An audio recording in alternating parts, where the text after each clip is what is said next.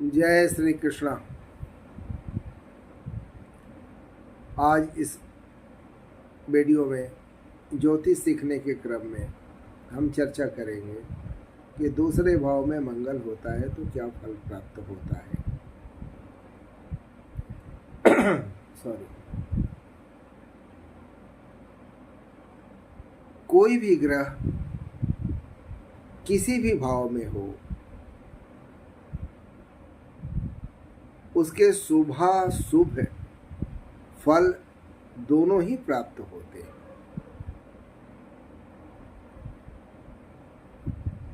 मंगल भी अछूता नहीं होता। दूसरा भाव वाणी का, धन कोश का, कुटुंब का होता है और मंगल एक उग्र ग्रह होता है। मंगल का भी दूसरे भाव में शुभाशुभ फल प्राप्त होता है।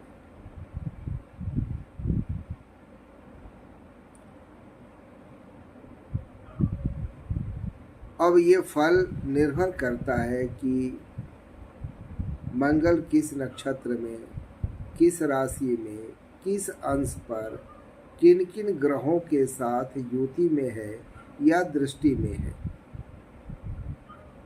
लेकिन दूसरे भाव में सामान्यतया मंगल के होने का फल जो होता है वो प्रत्यक्षतः ये होता है कि जातक की वाणी थोड़ी कठोर और उग्र होती है, उसका स्वभाव उग्र होता है। चूंकि दूसरे भाव का मंगल भी व्यक्ति को मांगलिक बनाता है, इसलिए उसकी शादी में भी विलंब होता है और अगर कुंडली का मिलान अच्छे से ना किया जाए तो शादी के बाद भी परेशानियां बनी रहती हैं।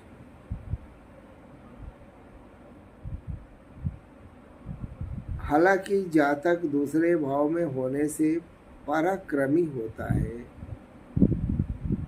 लेकिन कभी कभी उसका पराक्रम गलत दिशा में भी चला जाता है। उसे कृषि और बागवानी के कर्म में रुचि होती है। उसे जुआ और सट्टा आदि में रुचि होती है। वो कर्ज लेने के लिए अक्सर उत्सुक होता है। धातु और पशु का व्यवसाय उसके लिए लाभदायक होता है।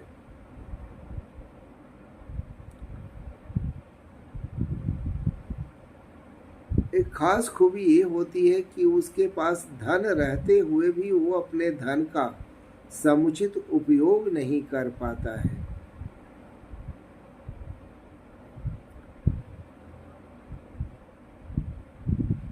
उसके आंखों में या दांत में शिकायत होती है।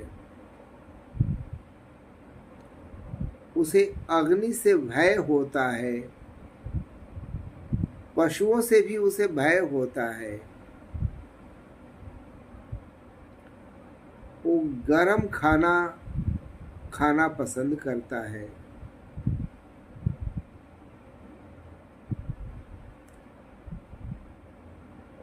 लगभग वो अधिकतर लोगों से विरोध रखता है क्योंकि उसे क्रोध ज्यादा आता है।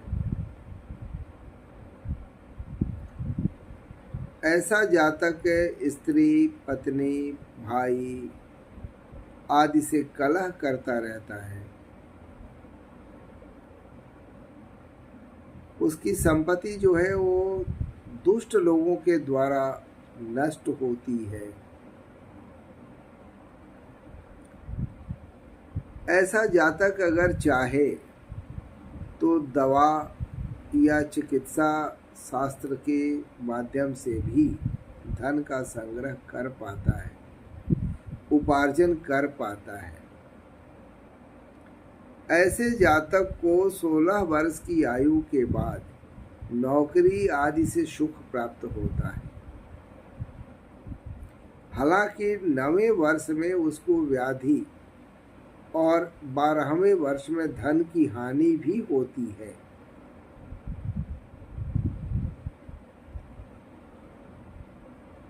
कुछ भेद के हिसाब से यथा अगर मंगल स्वग्रही है या उच्च का है तो मंगल प्रधान या प्रभावित व्यक्ति के आंखों में दोष नहीं आता और उसे विद्या की प्राप्ति भी होती है, यानी उसकी शिक्षा भी अच्छी होती है। अगर मंगल पे शुभ ग्रहों की दृष्टि है तब भी शुभ फल मिलते हैं। कभी कभी उसको आकस्मिक रूप से राजा के द्वारा यानी सरकार के द्वारा धन का लाभ भी होता है। वृश्चिक और मकर का यानी उच्च का मंगल हो तो राजयोग कारक भी होता है और उसे धन की प्राप्ति होती है। ऐसे में उसे धन का संग्रह तो कर लेता है, लेकिन धन का विशेष सुख वो उठा नहीं पाता। फिर भी उसके पास पैतृक संपत्ति, आभूषण वगैरह अवश्य प्राप्त होते हैं उसको। लेकिन अगर यही मंगल शत्रु क्षेत्री या पाप ग्रह से युक्त हो या पाप ग्रहों की दृष्टि से प्रभावित हो तो ऐसे व्यक्ति के नेत्र में दोष अवश्य होता है और कभी कभी तो वो दोष बड़ा भी होता है।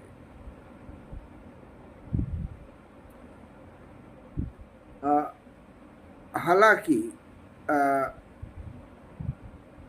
बहुत से विद्वानों के मतांतर हैं। कुछ विद्वानों का मानना है कि अगर मंगल स्वराशि या अग्नि तत्व के राशि में हो तो उसकी पत्नी की मृत्यु शीघ्र हो जाती है और ऐसे व्यक्ति के दूसरे विवाह की संभावना भी बनी रहती है। और कुछ विद्वानों का मत है कि दूसरे भाव में मंगल निष्फल हो जाता है।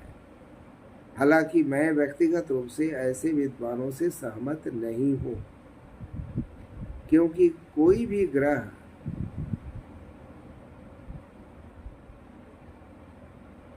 इस तरह से निष्फल नहीं होता। और दूसरे भाव का मंगल जो वाणी और धन को प्रभावित करता है, वाणी के मामले में तो निष्फल होता हुआ मैंने नहीं देखा है। हाँ, धन के मामले में वो कमी या बेसी अवश्य करता है। तो कुल मिलाकर ये कह सकते हैं कि दूसरे भाव का मंगल कुटुंब, भाई, वाणी आदि को अवश्य प्रभावित करता है। मात्रात्मक गुणवत्ता कुंडली विशेष पर निर्भर करती है।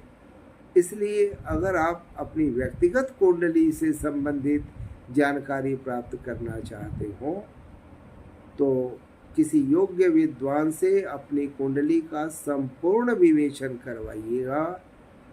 आज की या हमारे अभी के जो क्रम चल रहे हैं ये मात्र आपको ज्ञान देने के लिए ही है। इससे सामान्य ज्ञान का ही लाभ उठाइए। उम्मीद है आप इससे लाभ उठा रहे होंगे। अगले वीडियो में हम आगे की चर्चा करेंगे। तब तक के लिए जय श्री राम। अपना ख्याल रखिए और खुश रहिए।